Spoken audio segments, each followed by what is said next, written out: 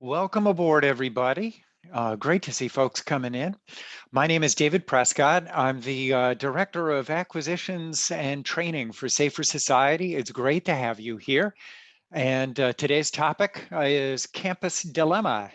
The Campus Dilemma, unique challenges of addressing problematic sexual behavior in students with some of our true experts. And just looking at the chat, I see we've got folks coming in from just all over, from Edmonton. Nice to have you.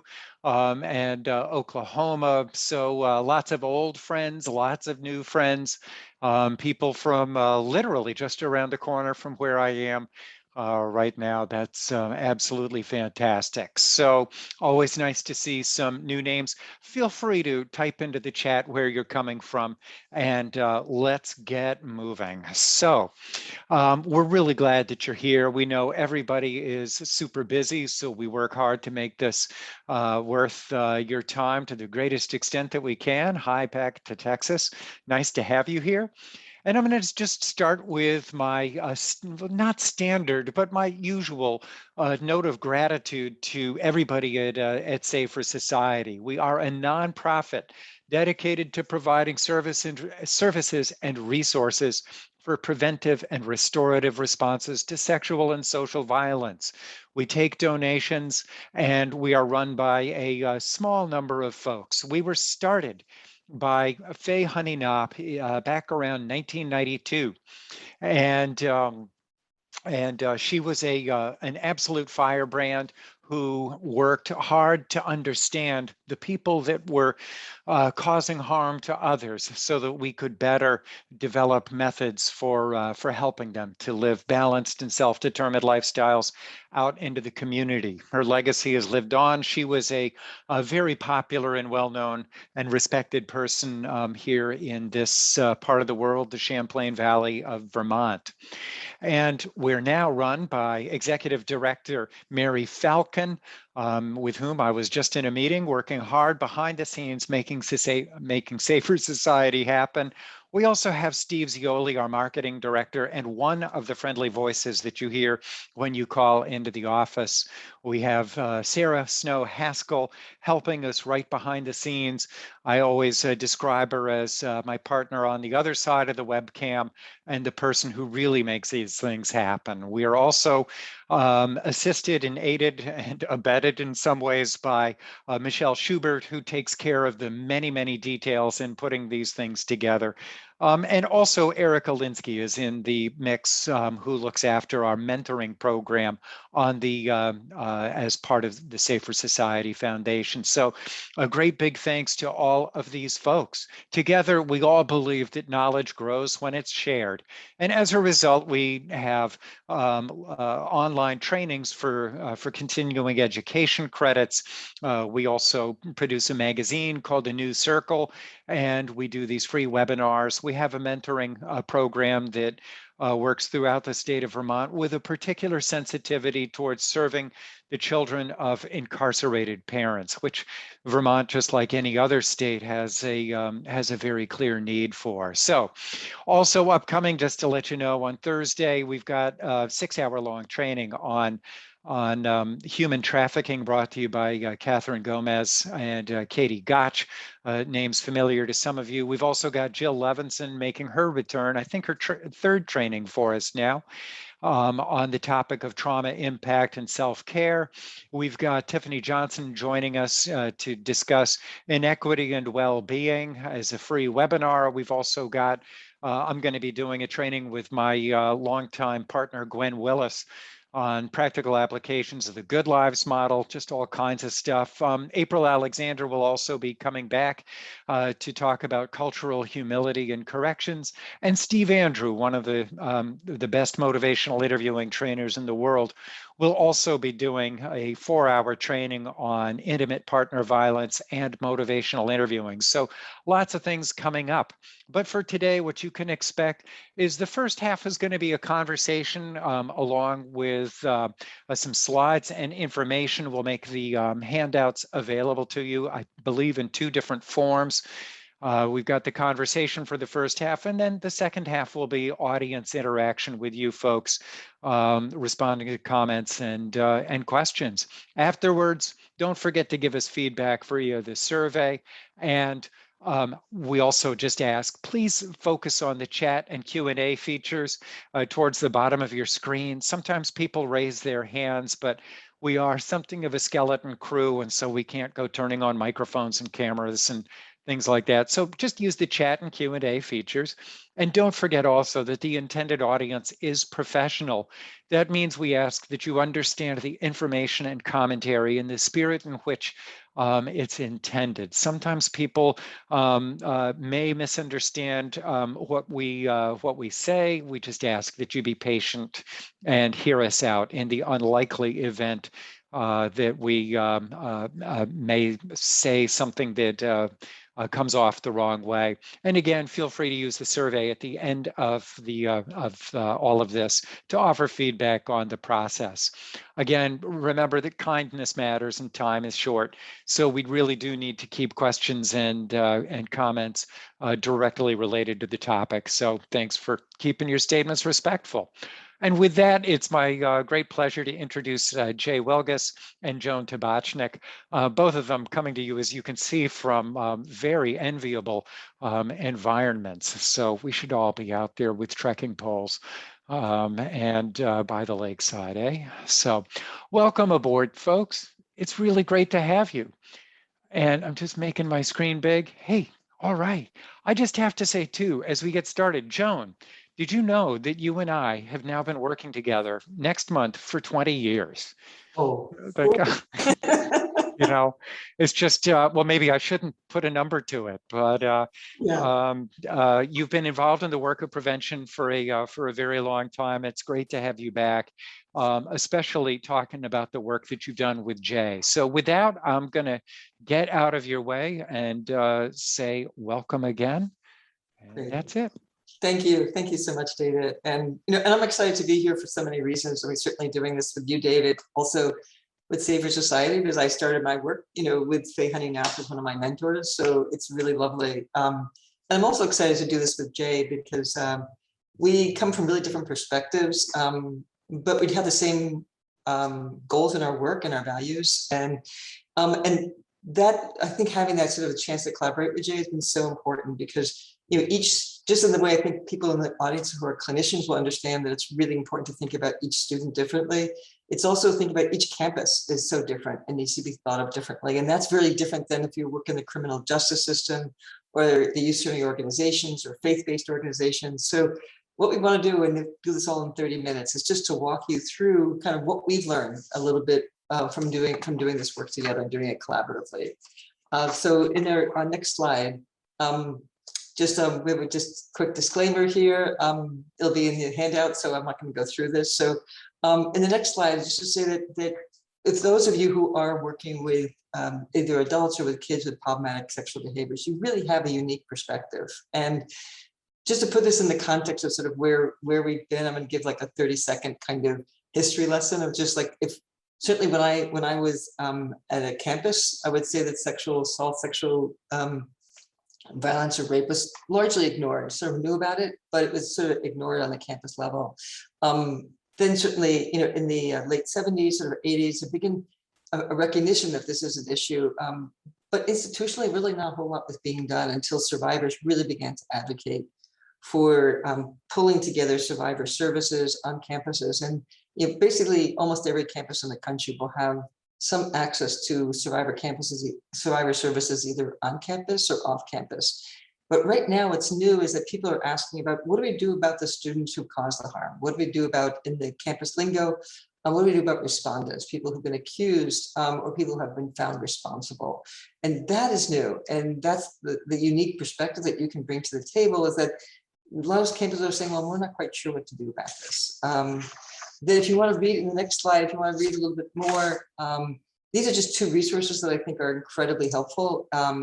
That one was developed by ATSA, the Association for the Treatment of Sexual Abusers, and the other is by MESOC, which is an organization focusing on kids with problematic, basically we define kids as anything developmentally. So children, adolescents, as well as young adults. And basically, these are two reports that will be incredibly helpful if you want to get a more in-depth view of what we're talking about. And full disclosure, I work with MASOC and with ATSA and have been part of this. I'm going to put those two references in the chat. So let's get a little bit more in depth of what we're going to give an overview about today. So I think with that, I'm going to just turn this over to Jay for you to talk a little bit about some of the way that this is viewed in the campus world.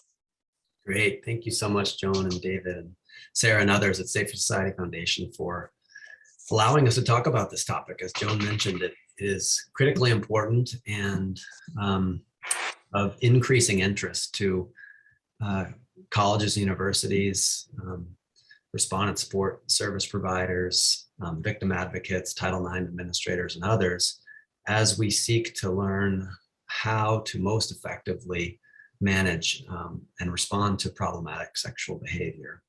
So I know we've got a broad audience joining us today. I'm joining you from Kittery, Maine. I was happy to see someone here from Belgrade, just up north.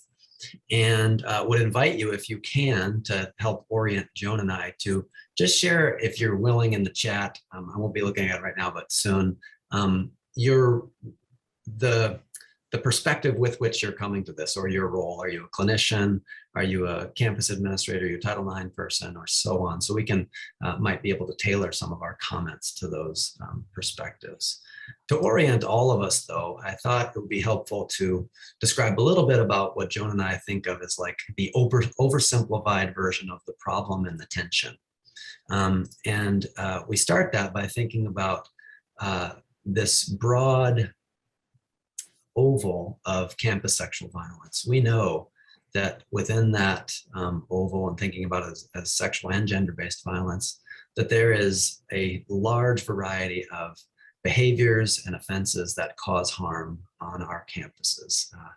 In a recent project, we identified at least 42 different types of behaviors that might constitute gender or sexual-based violence on our campuses. And it is very easy to oversimplify that and become wrapped up in competing narratives. And we often feel the sense of people shouting at each other in the process, as if there's only one side that could be true. And we might hear some among us shouting that women are too often not believed, and our processes must account for the very real violence that is experienced. We hear others saying, well, wait, men are falsely accused, and we have to have due process mechanisms that account for all of this. We know that all of that is way oversimplified. The reality is just so much more complex. We know that it's not just women who are sexually assaulted, men are too. We know that although the majority of respondents are male, it's not just men who violate sexual misconduct policies, nor is it all heterosexual men. Sexual and gender-based violence occurs in same-sex relationships as well within trans and gender non-conforming communities. We know that some people take responsibility for their behavior, and so there's really no argument in that context as to who's wrong or right, whereas others don't, and we have to have systems that account for that. So what we hope to talk about and bring light to are those instances where men or the person who engaged in problematic sexual behavior is willing to accept responsibility for their behavior, and where we're looking for effective interventions to engage with them once they have been found responsible. And that is not easily done because we have to take account for that at various time points. So Joan and I think about this in terms of different presentations of problematic sexual behavior. And for lack of a better word, talk about this as 5 distinct buckets. So on the far left-hand side of this particular screen, you'll note that in bucket 1, we're talking about and thinking about students on our campus, maybe coming to our campus, who have certain risk factors for engaging in problematic sexual behavior, but who have not yet engaged in problematic sexual behavior, because we have a very real opportunity at that point to prevent sexual violence from occurring. We also know that in bucket 2, we have students on our campus who have engaged in problematic sexual behavior, but who have not been reported to the Title IX coordinator or others for having engaged in that behavior. We have an opportunity with those students to invite them in and manage their behavior in ways that are distinct from those students in buckets 3 through 5 who have been reported to the campus. And so bucket 3 represents that moment in time where there is a report to the campus. We have a student who has been reported to have engaged in problematic sexual behavior, and an opportunity to do some safety planning or engage in particular interim or supportive measures that help manage that behavior. And then bucket 4 represents, 4A represents when a student's been found responsible. And we tend to focus a lot of our attention here on what might be an effective package of interventions. And we're going to talk a great deal more about that today. We know that that process may include, as shown here, a decision to suspend that student for a period of time, in which case they will reintegrate into our community. And it's important to think about how they do that. Or they might be expelled, in which case they are likely to migrate and transition and reintegrate into another community, whether on a campus or elsewhere. And then bucket 4B really is designed to highlight that just because a student is found not responsible for problematic sexual behavior doesn't mean that we're not concerned with the problematic sexual behavior, and that there's not an opportunity to monitor it. And then bucket 5 is this reintegration process that I noted. So these are kind of the key buckets that we want you to be thinking about moving forward. We know that those of you on campus are working to manage, but this synthesis is insufficient because it doesn't represent the totality of layers that we're trying to address. And so it's very important to remember and always keep in mind that at the top of this are those who are impacted by the behavior, whether they be a victim or a complainant in a process. Our interventions must account for them and their wishes and needs in our process. Likewise, it's important to keep in mind the interests and perceptions sometimes of our community. And so in our discussion today, please hear us advocating for approaches that effectively manage and address problematic sexual behavior at all layers of these buckets at each stage. So we'll talk more about how to do that today. But as we do that, really quickly, it's important to note that all of this takes place in the context of an assortment of laws, statutes, regulations, and sort of sub-regulatory guidance that guides how we do what we do and often when we do it. So Title IX, the Clery Act, state laws are just some among many. And this, of course, is not a training on those laws, so we're not going to go into them, but suffice it to say that those laws and regulations impact how institutions respond to problematic sexual behavior reports of sexual and gender-based violence, including what resolution processes are available and sort of what goals exist at each stage, and sanctioning practices and considerations that might be important. That, however, is where we see the greatest opportunity, because there is significant leeway in the current guidelines and I should say sort of a lack of information about what is meant by the term individualized risk and safety analysis, for example, or what might constitute an effective response to sexual violence or effective package of interventions. And so that is precisely what we aim to talk about today and look forward to having your questions on. For now, though, and as a forecast for the way forward, we offer this as a concept of how this is typically thought of in terms of sanctions, sanctioning considerations. So that, again, is in that bucket 4A that we're talking about. We start there, but don't want to end there, because we know that so much emphasis is tied to effective sanctions once a student has accepted responsibility or been found responsible. So we can reserve time in another webinar to talk about other buckets. But for purposes of right now, think of bucket 4A We know that campuses are great at talking about the nature and thinking about the nature of the conduct at issue. We know campuses are good typically at thinking about the impact on the victim or the impact on the community, and that they're really good at looking at prior misconduct.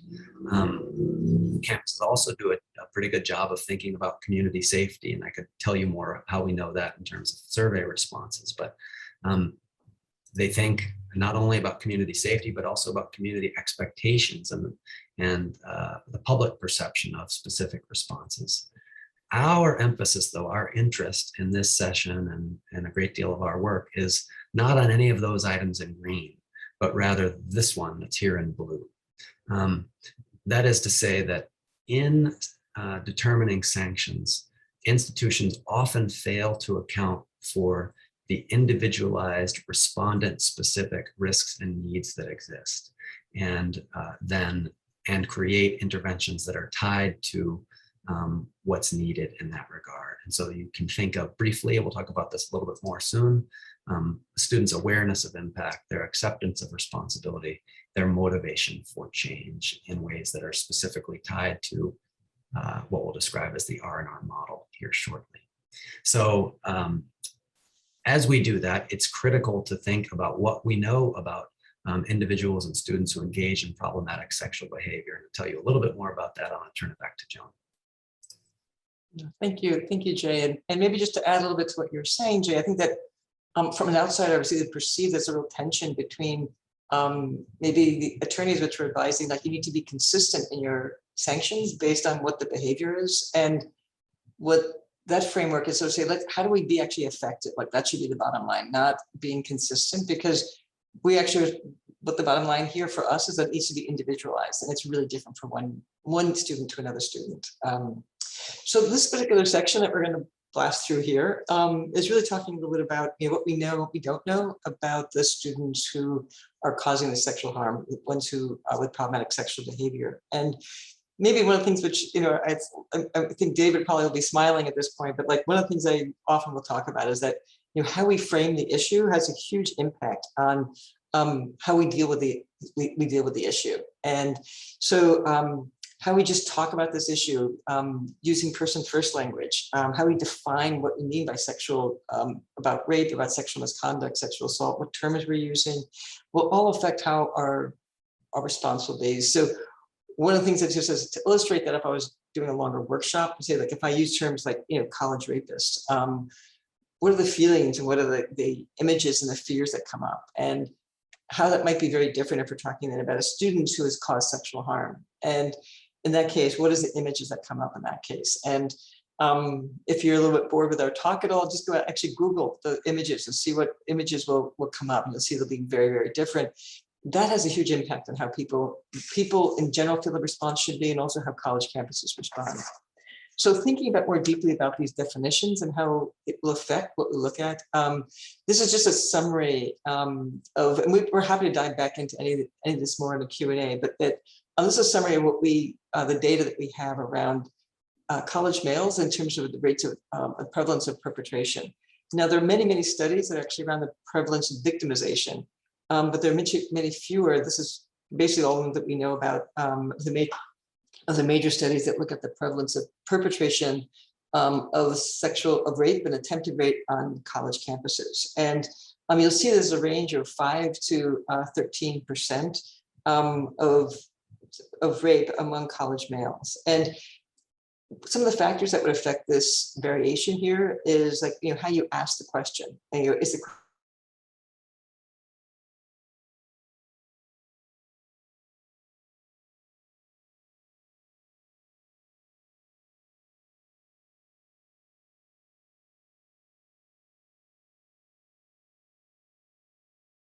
actually is the question that you're asking will also have a huge sort of definition. And I just want to check, because I noticed that, am I still frozen here? Is that? We got you back, Joan. You froze for a second. Okay, great. Okay. By a second, I mean about 10 or 15 maybe, but. Okay, thank you. And thank you, Keith, for jumping in there. Appreciate that. So basically, the second thing is, then, what is the question that you're actually asking? So have you sexually assaulted someone? Means you have to understand what sexual assault is, and you have to understand that this is something that I may have done. You may ask someone, have you ever touched somebody in a sexual way that they do not want to be touched? You'll have a very different response to that. And then also if it's within a whole bunch of sexual experiences surveys, opposed to a whole bunch of questions around sexual violence, that also will have an impact on the response. And then most closely, how you define rape, attempted rape, and serial rape. There's no right or wrong answer, but they will give you very different answers depending on how you ask those questions, how you define those questions. That's where a lot of the controversy is on college campuses. If we want, we can jump back to that, but there is actually a lot of controversy right now between basically the work of David Lissack and the work of Kevin Swartout, which gave some very different answers to this, but also like how they defined for example, what serial rape is. And again, no right or wrong answers, but I can go into that later if people are interested. So in the next slide, you see that that if we expand that definition, not talk about just rape and attempted rape, but if we talk about a whole range of behaviors. And what I love about this particular continuum of sexual behavior by Cordelia Anderson, that she puts this on continuum, and talk about violent and illegal. And she puts like that's different than maybe harassment, which is different than harmful bullying. But what I appreciate about it is that if you look at only and talk about only harassment and sexual misconduct, sexual assault, that you're looking at only one end of that continuum. And then people start saying, well, harassment's not as bad as what's violent and illegal. But if you put it in this full continuum, and you see that actually both of those are actually pretty far away from what we want our students to be talking about, which is what's healthy and helpful, appropriate, respectful, and safe. So if we use an expanded definition of not just what's rape and attempted rape, you're going to see a very different kind of response around perpetration on college campus. So in this case, you'll see that anything from about 20% to 47% of these are again of males on college campuses have perpetrated some form of sexual misconduct while they were on campus. And as you can see that why that's asking that broader definition, that broader question, it means that there's a significant number of college males who are perpetrating some form of sexual misconduct, which means that if you want to think about your prevention programs, you want to be targeting a much broader range, not just a very narrow group of serial perpetrators, that what some people would advocate for. Other people might say that you need to have this very broad definition and have a very broad sort of approach towards intervention and towards prevention. So understanding these different conversations about perpetration, we want to just really emphasize, I think this is so important if you're presenting to any campus community, to say that understanding perpetration does not diminish, it does not discount or lessen any of the very real impact that that this has on sexual violence, that it has on the people who are the victims of sexual violence. That our goal is to create a safer community, and to do that, and we want to have more effective interventions for the students who have perpetrated some form, especially if they either are going to be staying on campus or returning to campus. We also are finding that more and more people are able to say, like, this is something I might need some help with, and seeking help even before there's any kind of accusation. And what's interesting is that at least I've been hearing much more of that kind of feedback from folks who are in Canada who don't have Title IX in terms of demanding certain kinds of responses. But so I think with that, just as remembering so that the importance of understanding perpetration does not in any way lessen that impact, I'm going to turn this back over to Jay to dive a little bit more into understanding what we know about perpetration here. Yeah, thanks, John. And we want to leave plenty of time for questions and the conversation that David mentioned. And so I'm glad to see that there are plenty of you in the audience who are specialized treatment providers, forensic evaluators, or others with some familiarity for what we're about to talk about. For those who are not familiar, suffice to say, this is going to be a very brief overview of what works. But those who are on campuses, not traditionally working with criminally adjudicated sex offenders or those who engaged in problematic sexual behavior, are often unfamiliar with what is generally known to be the gold standard for effective interventions that based in what we call the R&R, risk needs responsivity model. So for those of you out there who aren't aware of the R&R model, the brief overview is that that model requires specialized assessment that takes unique account for an individual's unique risks and criminogenic needs for purposes of planning a treatment or intervention process. And the R&R model isn't concerned with any old need that might exist. It's specifically interested in dynamic, changeable criminogenic needs that, when targeted and focused on, are most likely to have the effect of reducing that individual's likelihood for engaging in problematic sexual behavior in the future. And so our goal in providing this presentation to Title IX administrators and others on campus is to cause them and invite them to consider how assessment, specialized treatment, and safety planning might be incorporated into student conduct processes and Title IX investigative processes across those buckets, and specifically in bucket 3 or bucket 4A when a student's been found responsible. We know that most people are not thinking about that. They are not doing that, which is why it's so critical for us, and thank you, David, again, ATSA and others, to be connecting specialized providers with expertise in this area and Title IX administrators and campus conduct professionals. I know that because in 2013, we conducted a national survey of sanctioning practices, sent it out to schools all over the place. We asked them a bunch of questions like, how do you determine what sanctions will be most appropriate? You can see there that there is very little emphasis placed on the orange bucket. It's actually the smallest one, which refers to the use of a specialized provider. Asked in a different way, we said, have you ever utilized results from a validated sex abuse specific assessment instrument to inform your sanction decisions or interventions? 98% of respondents saying no. That is not a total shocker at the time. It's kind of expected because there wasn't at the time a college student specific assessment instrument available, but they hadn't also used any others that were available. Also, when you asked, have you ever made a referral to specialized clinicians for treatment specific to sexual misconduct, 71% of respondents saying no. And I actually suspect that number was higher because folks on campus tend to think of campus clinicians as having the expertise to deal with everything, even though campus clinicians may not have the specific experience and expertise and training to deal with individuals who engage in problematic sexual behavior.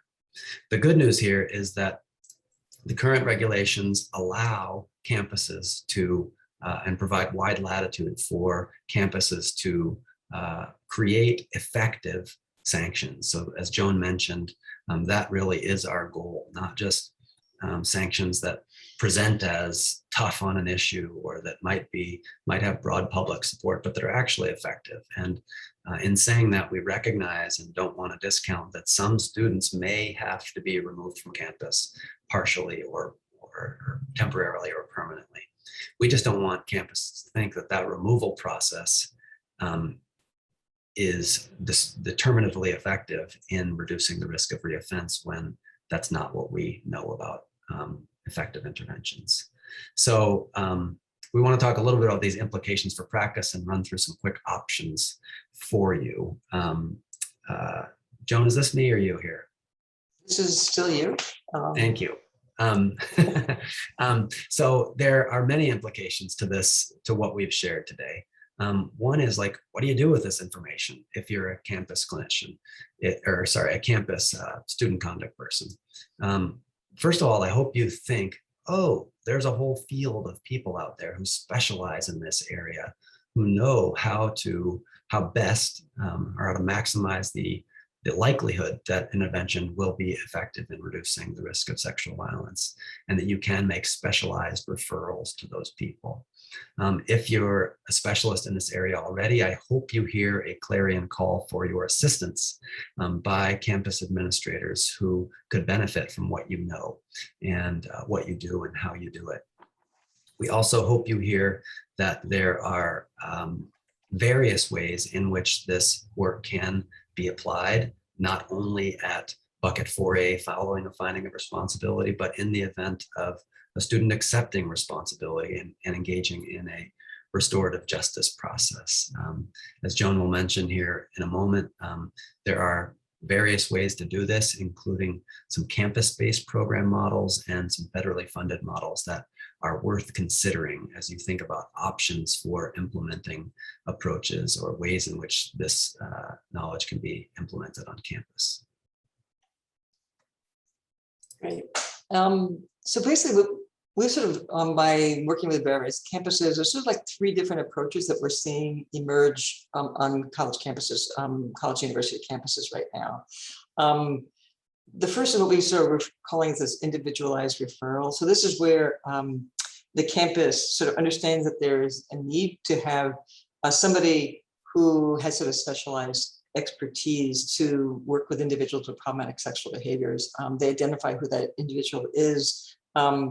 The administration, prior to even identifying them, would sort of need to think about, like, well, what are they looking for? What are some of the key attributes of what that consultant or what that clinician might offer the campus? And then would need to come up with a memorandum of understanding, as well as just sort of what their general approach is when they are going to be using that consultant. And for those of who might be looking at, who are on a college campus, might be looking for somebody, there are providers across the country to find them. And this has not been a paid advertisement for Safer Society, but the Safer Society does have a list of clinicians from around the country. You can also reach out to ATSA, which is the Association for the Treatment of Sexual Abusers. There's also a number of states, like, for example, like Vermont, Colorado, Massachusetts, a number of the states which will have a listing within their own state of clinicians who have that expertise. And some of the considerations that we've seen campuses look at is, like, does the provider have experience working with college students? And in particular, do they have experience working with students who have problematic sexual behaviors? What kind of assessment instruments or methods will they be used? What kind of treatment methods will they be employing? And then what waivers are necessary? So if the campus is going to be referring to a clinician for a student who may be suspended and returning to campus, to have a waiver that allows the campus to speak to that clinician, and for the clinician to share at least some of the critical safety planning measures back with the school when that student does return. There are questions about who will pay for the assessment and for the treatment, and then how to integrate that into this, the sanctioning letter. So this is a process which we've seen used at a number of different campus communities. And this is where they've been, a campus says, like, we need to have this expertise, and here's somebody in our community who can actually offer that. The second kind of option that we've seen is the STARZA and program, which this was funded actually through the Department of Justice, a SMART office. And this was a grant that was given to Dr. Robert Premke, who the clinicians in the audience will know, and also Dr. Mary Koss, who probably those of you who, if you know anything about restorative justice, you'll know Mary Koss's name as well. And they developed, which is the only sort of research-informed process that we've seen out there, specifically targeting the traditional age college campus community. So they're using what's out there in terms of the research, and what they do is they created what's the CFC, which is the Contributing Factors Checklist, which is a chance for the Title IX personnel and for anybody who's involved in the sanctioning process to look at the whole student. So it really pushes the envelope of not just looking at what that behavior is that brought them in, but looking at the whole student. And as people know, that when you have something like this as a checklist, will allow you to have more inter-rater reliability, so that if the personnel, the Title IX personnel change, if the individual they're working with changes, that this also offers some consistency. So tied to that then are 2 separate modularized sort of approaches. One is actually a treatment, a psychoeducational approach, rather, first sort of like lower level behaviors, and then also a more intensive treatment curriculum. And they're modules that are that offered along with videos and a number of other resources. This is all available through STARZA. It's all public domain information. And if you're interested in getting access to that, you can contact Jay. His contact information at the bottom of the slide. It's also at the end of the slide deck as well. Maybe just to give you a better sense of the next slide of the two different components. One is a psychotherapy approach, and one is a psychoeducational approach. And so each of those, as you say, you can see are different. They offer slightly different pieces. For psychoeducation, you don't need the same level of expertise to actually provide that kind of educational intervention. But it's also something which sometimes for some students you might need to have that more intensive psychotherapy, which is based again on what we know about treating mostly adolescents with problematic sexual behaviors and translating that to this 18 to 21-year-old age group. The third option, I just want to blast through this because of our time, is something which is where the campus is actually saying we need to develop our own program. They may not have been aware of STARZA, or they may be using some of it, but developing their own program. For those who are clinicians, Tay Bosley has been working with Princeton University. And what we're seeing is that, again, depending on what the university is, like Princeton is a good example where the students really value that degree. So they're willing to jump through whatever hoops is necessary to get that degree and to stay on campus. So what they've developed at Princeton might not work at a community college, where the student may choose to just simply transfer to another school and not have to deal with this at all. But we've seen different kinds of programs.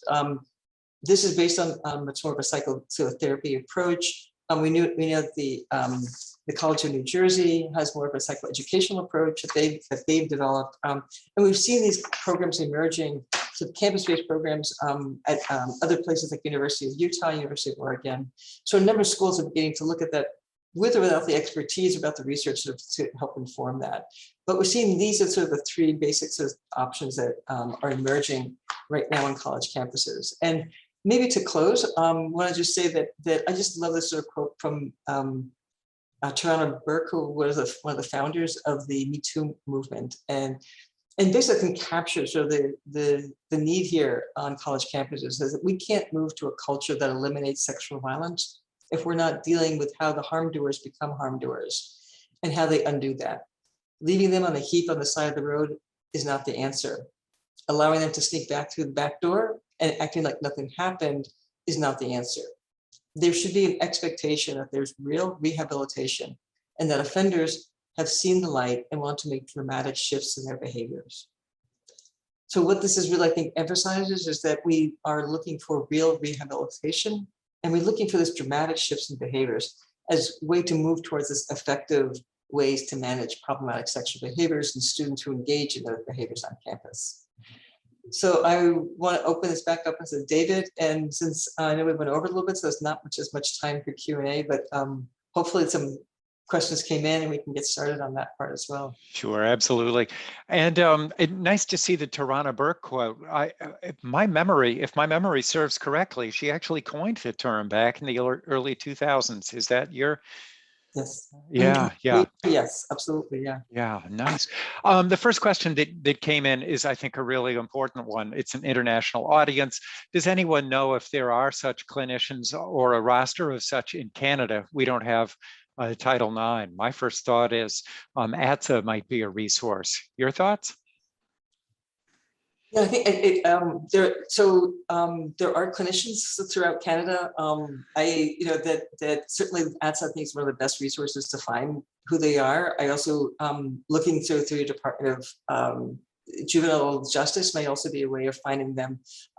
What's unique about Title IX is allows for students to step forward and say, my girlfriend, my friend, or whatever said, I'm not quite understanding consent. I want to get some help and a better understanding of this. And that's what I'm sort of seeing some campuses beginning to wrestle with those exact questions, which is, if you think about the buckets that Jay showed you, it's a way of sort of like before you get to bucket 4, when students have maybe have acted out in some way around sexual misconduct, but they've not been reported.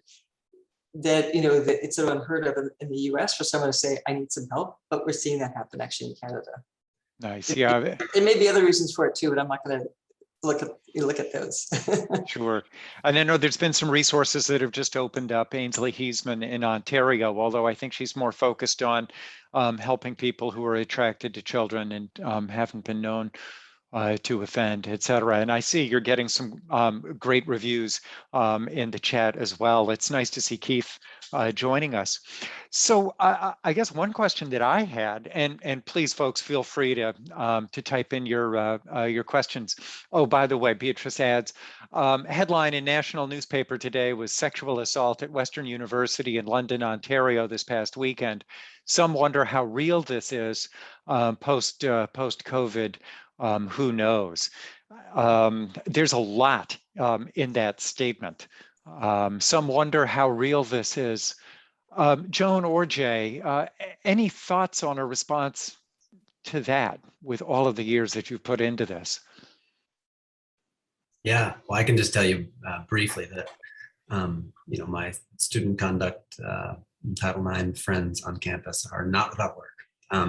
There is plenty of going on. There certainly was an uptick in academic misconduct during the COVID remote era, but a great deal of anxiety about student behavior as students return to campus. And so it's also important to keep in mind that sexually harassing behavior doesn't only occur in person. So these problems exist in digital formats, as do issues with voyeurism and sending sexually explicit text messages and photos and any number of behaviors that don't require sort of in-person contact. But students are still getting together. Sexual violence is still very much a real issue on our campuses, and we are well positioned when we think about how to respond more effectively. Excellent. Thank you, Jay. I'm seeing questions starting to come in, and your comments just remind me that any place where there's anxiety and frustration and anger, there's a good chance that bad things are going to happen. And we're still only at the beginning of understanding what kinds of things have happened during the pandemic. One person, oh, sorry, Joan. So just one other thing to add to that too is I think that one thing that, since we're focusing a little bit on Canada, that one of the things that I'm also sort of seeing coming out of Canada is that there's many more sort of restorative justice approaches that are also being tried on campuses. I think, if I remember right, I think that actually there was a school of dentistry in Ontario who actually did an incredibly deep dive into what does it mean from an institutional point of view to look at the harassment that was happening on campus for their students, and how do you change both the campus culture, how do you change the way students interact with each other as well as students and professors. And so I would also sort of look at getting this, is it real or not real? It's almost like things like, if someone's raising this question, something is happening, and how do you address that something? Rather than sort of saying going down the fine line about looking at it from a criminal justice approach, looking like here's a college campus, here's a chance to learn. So what do we need to listen to? What do we need to learn? And I'm seeing a number of different examples coming out of Canada that are very exciting. There's also the PRISM program here in the US that's also looking at restorative justice. And I'll put a link in the chat for that as well. Thank you. Yeah, that's PRISM, not prison. And such an important point, Joan. Thank you so much. And as a reminder, just here in Vermont, there was a recent protest at the University of Vermont in Burlington. And so as we do this, another question, this is a really important one. Thank you, Elizabeth. Any culturally responsive resources? While critically looking at Safer Society and ATSA as examples, there's little information regarding risk, needs, and responsivity within a cultural lens, to which pardon me, I will say we do have some trainings on this and other resources. Please, David Prescott at safersociety.org. Feel free to email me. But Joan and Jay, any thoughts on that? Yeah, I think it's a really important question. And I think, unfortunately, I think what we need to say is that keep asking that question because the resources are not really addressing some of the cultural issues. I know that individual campuses are. So for example, a number of campuses are beginning to report looking at the disproportionality of their decisions based on race and culture, and are beginning to address that. Some schools are looking at some different ways of having a blind, I think they've been using that in the child welfare system as well, but just sort of making sure that there's certain ways that you can look at the student more wholly. and not necessarily knowing all the identifying information in terms of a review board, but there isn't the resources that are needed. So I would say keep asking that question. Exactly, Joan. Thank you. What I'm channeling my inner Joan Tabachnik here. Keep discussing, keep answering, asking the questions is absolutely the way to go. A comment here from Amber: problematic sexual behavior is so stigmatized, and I'm wondering what your opinions are on getting buy-in from the person who causes harm in order to help them understand, make changes, and stop offending when society pushes shame and stigma onto them. This is a complicated question. Yes, I work with youth who have been offenders and have been the victims, and it is so incredibly difficult to begin interventions when they deny the behavior because of the label they get from society or their parents, social supports, etc. Do you have any? I certainly have my own thoughts, but yours, Jay or Joan? I can offer some from like a student conduct Title IX vantage point, and maybe Joan can offer others. That, I think we recognize in the arena of student conduct that students are not their own worst behavior, and yet they don't always recognize that in the process. And the act of being found responsible for the behavior is difficult. The Title IX investigative process alone is incredibly challenging. Not least of which is the end result of the process. And I can just tell you, kind of via one example, that it sometimes takes time for students to get there. And so I worked with one particular student after finding responsibility via what I recall were kind of monthly check-in meetings. And remember that it took almost a whole semester for the student to arrive at a place where he was able to separate his identity from his past behavior. So what looked like a denial of responsibility was just a resistance to the label of person found responsible for sexual violence or rapist or whatever he was conjuring in his head. And so as soon as we were able to shift that and recognize that he is not his own worst behavior, we were able to make significantly more progress in his recognition and interest in repairing the harm he had created. So, but that's from a non-clinical perspective. That's from a Title IX perspective. And so I'm interested to hear what Joan says.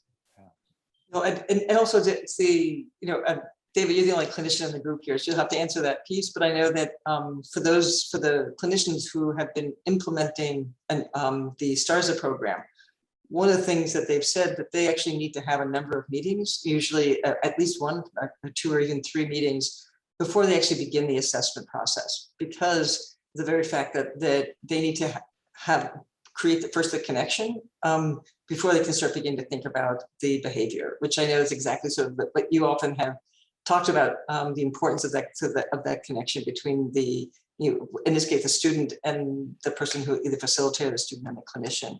But that really speaks to the resistance. And I think the fact that we basically have not created a lot of opportunities for people to come forward and take responsibility. And unless we sort of start welcoming that as a really that's in the values of the campus learning community, it's good. You're going to have that kind of resistance. But my hope is that, given that we have a broad range of behaviors, that we do have more alternative resolution processes that are beginning to emerge, that we're beginning to sort of see some shifts in that. Yeah, excellent. My thinking is trauma is complex, people are complex, treatment is complex, and understanding human beings is complex. So these things always take time. I see a follow-up question of sorts is any suggestions on how to reassure the community that we're remaining victim-focused or victim-centered while also acknowledging that as a university, we have a responsibility to the respondent as well. How do we thread that needle? Yeah, I think Jay and I have wrestled with that a lot. And some of it is I think there's some of it is around like making sure that that the people who have been harmed are part of the process, and making sure they're part of the process, not just as an afterthought, but they're really integrated into whatever process the campus has. one of the things that we've seen in presenting that we, that people who know me know that this is the core of the work that I do, is making sure that we're reducing harm, that we are actually paying attention to those who've been harmed. Yet when we present, when Jay and I present, we often will ask a third person who has that background much more formally, so that they can sort of give us an affirmation that they agree with what we're doing. So we have our one slide which talk about it.